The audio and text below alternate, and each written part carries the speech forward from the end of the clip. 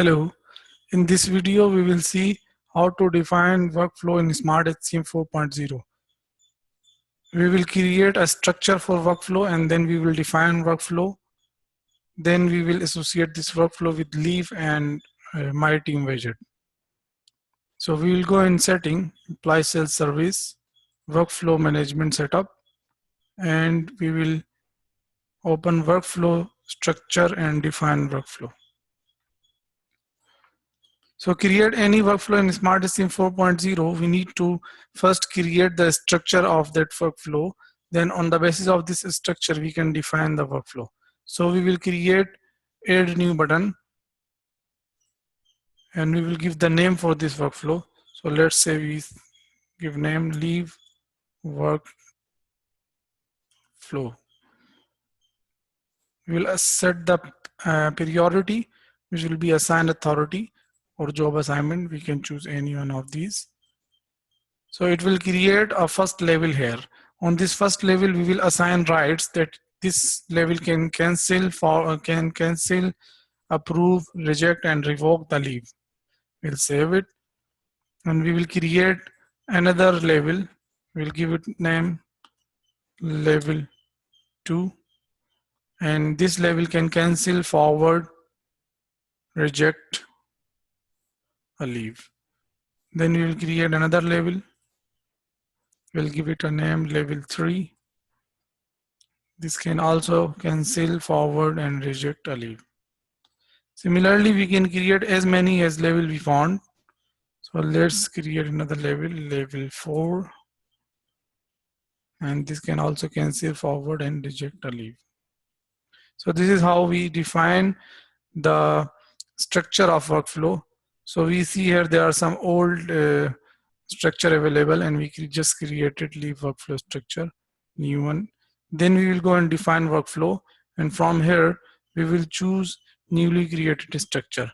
So there are three section here: workflow, job, and department. So in the workflow we will design the workflow, and from the job we can take any job and we can drag and drop.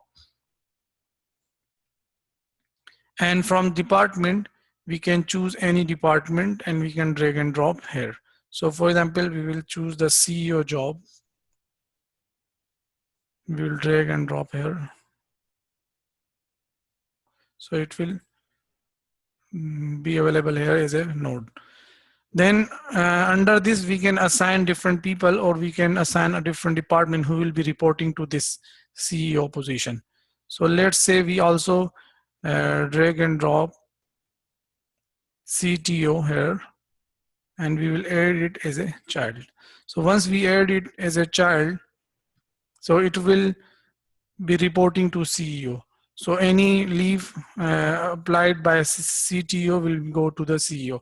Now under CTO, we can assign a different jobs or different departments. So let's say we drag and drop software development department, and it will give me three options: replace, add child, or same level. So I will choose add child. So it will ask me that if I want to add the sub departments also. So I can say yes or no. So software development department and any sub department under this will be reporting to the CTO, and then the CTO will be reporting to the CEO. So anyone apply leave from software development, it will go to the CTO. CTO will forward it to the CEO. So if, for example, on the CTO level, we don't want to forward to the CEO, we just want to approve from the CTO. So we can go in the workflow structure, and on the second level, which is CTO level, we can make it as a approve rights and cancel the forward rights. So any leave coming from the software development department will be approved by CTO, and it will not be forward because we have revoked the forward rights, or we can give both like this. Okay. Similarly, we can drag and drop any other job here under the CEO. So this functional consultant will be directly reporting to the CEO. And under this, we can drag and drop different jobs or different departments. So let's say Network and communication will be under this functional consultant. Add as a child.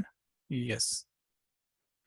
Okay. So now it will be reporting, network communication will be reporting to the functional consultant, and then it will be forwarding to the CEO. Okay. Let's check another scenario. Say for example, this administration department, we will drag and drop here on the chief executive officer as a child.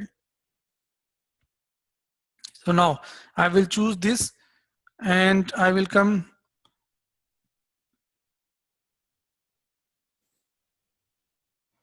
I will come here. I will just refresh this. I will choose the leave workflow. Okay, I will choose the administration department and I will come in the down section. Here it is showing me some options that, for example, if I add some department under this administration department, so any, you can just choose, for example, sales and marketing, and I will put it as a child. Now, anyone in sales and marketing department apply for leave, it will go to the administration department. So any employee in administration department can forward it to the CEO. This is the scenario when we have action rights set as a all. We can also set as a specific exclude or include. So let's say if you make it a specific include, then anyone applying leave from sales and marketing department will go to the administration department specific employees which are included here. We need to include some employees here in case of specific include, or in case of specific exclude. So it will be coming to all employees except whatever we will define here. Or in case of all, it will be coming to the all employees under administration department. So anyone in administration department can approve or forward it, leave to the CEO. So this is one of the possibility, that instead of one person or job, we put a whole department, or we put a whole department including some employee or excluding some employee who can approve or forward the leave. So this is how we will make the workflow.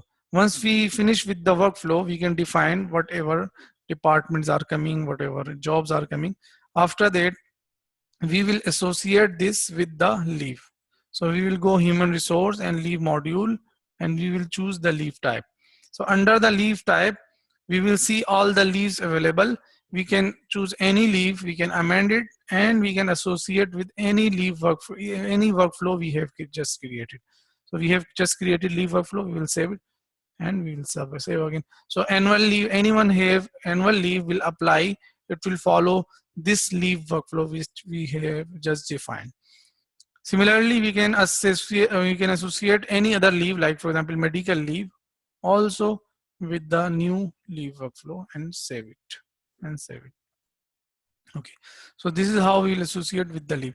There is another thing here which is home widget. On the home, my team widget, it is showing here the organizer hierarchy, and there is a button for organogram. If we open this, so it will show us the default hierarchy.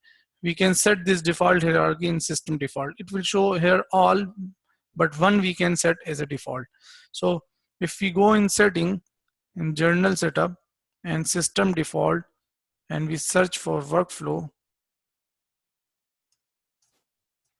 so here it will show us default workflow ID of organogram. So if we change here any ID of the workflow from here, there are 4 available right now. So we can set any one of these here. So by default, it will show in the my team widget, and whenever we'll open organogram, it will by default show the default one. The same widget and same organogram will also be available in employee self-service. So this is how we create workflow structure. We define workflow, and then we associate with leave or with the organogram. There is another point here, that if you are migrating from SmartHCM 3.0 to SmartHCM 4.0, so you will be having some old leave records. So there is a script available with the release. By running this script, you will be able to migrate all the old leaves data to the new workflow. So this is the script with the name of after adding new workflow, insert workflow transactions. So once you run this script, it will ask you about the workflow ID of the new workflow where you will be able to, where you want to migrate all the leaves. So once you run this script, it will migrate all the old leave records into the new workflow. So it's very simple and very dynamic workflow available now in Smart HCM 4. So you can just create the structure and then define the workflows, and then you can associate with leave, with organogram, or with the My Team widget. Thank you very much.